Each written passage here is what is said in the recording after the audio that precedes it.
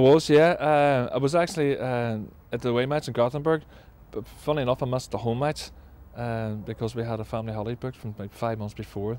The announcement was who we were playing and so forth, and there was no way out of that one. Unfortunately, it was actually in Slough the day before the home match, so got plenty of texts out there, and it was on the internet and kept well up to date. So that was a fantastic result as well. And it was great to be in Spain and all sorts of people around you in the bar, and all sorts of nationalities, and you were telling them he was texting you what it was for, and they were very impressed at Derry City. We were actually beating Gothenburg and then actually beaten by the end of the match. So great feeling, particularly on that one there itself.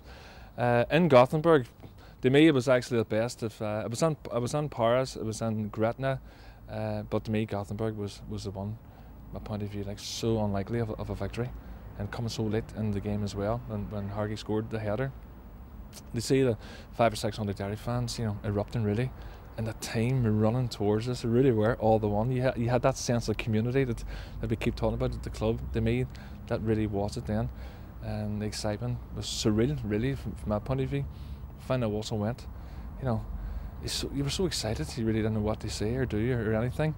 So I personally enjoyed that from that point of view. In Gretna, what was it like in Gretna? Well, in Gretna again, I actually was in Spain, Ireland, and Scotland within 24 hours. So because we came back within the same 24-hour period, straight back to Derry, and straight up the road to Belfast. And once again, the memories of that one starting off was that was the day that the airports, when the alerts came on the bombs and all the airports in England, Scotland, Wales, and Northern Ireland were called to halt. That actually was that morning. So the plane we were on was actually when the plane left Belfast International that whole time. So we're just 8 o'clock in the morning, lucky enough to get on it. So off the Gretna, and just to see the red and white everywhere as you came on in the Glasgow, even early in the morning. The taxi driver, the black taxi driver, knew about the match, and there's so many fans over the day beforehand and all the rest of it.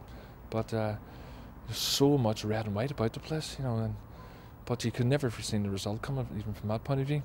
But there was so much about the Gretna match, just the way the goals went in. Darren Kelly equalising, of course he scored up the far net, so nobody really knew what was running after, where all the Derry fans were. But you see Darren run away and run up the whole length of the pitch. You certainly knew it was on the end.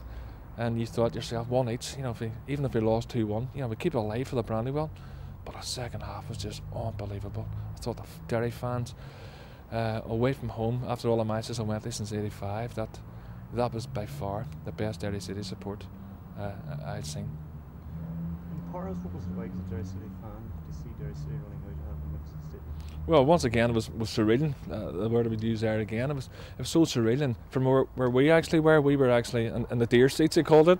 And what a blunder that was, because all the Derry fans were in the so-called cheap seats, and they were all up the stairs, and all together. And it was only sprinkling of the rest of fans in what was called the premium seats. So the other seats were all sold out anyway, so you couldn't get up. They would let you up on it type of thing. So I didn't actually savour the atmosphere as the way other people did, because we were underneath the Derry fans, and you could hear them, but you really couldn't see them. So you had to sort of step forward towards the edge of that stand. They glance up, and what a sight it was. It was a fantastic sight.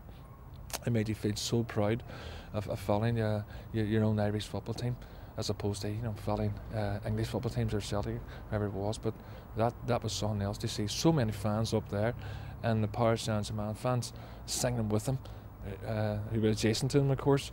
Surreal. The final whistle, the dream was over. How did you feel? Well, I thought the club stepped forward big time. Obviously, the redevelopment of the ground is the major thing for the board of directors, would imagine, and for the fans in general. But as it finished, it was hard to sum it up. There were so many things to it, so exciting, and we could see the team, in my opinion, become a real professional football team at long last. You knew we were moving up a couple of notches, and we weren't just that part-time Irish club no more. To me, that's what it was all about. The club has now moved up the level, not obviously the level it can be at, but it's going very close to it, and the redevelopment of the ground will be the icing on the cake on top of the European campaign. One memory. What's your one memory of the European campaign? One memory would be Hargy's goal in Gothenburg. because it was just a bolt out of blue. The header itself couldn't really see the goal coming. You thought nil each do his grand, but to see Sean Hargan scoring a one against Gothenburg in Sweden, I think it says it all really.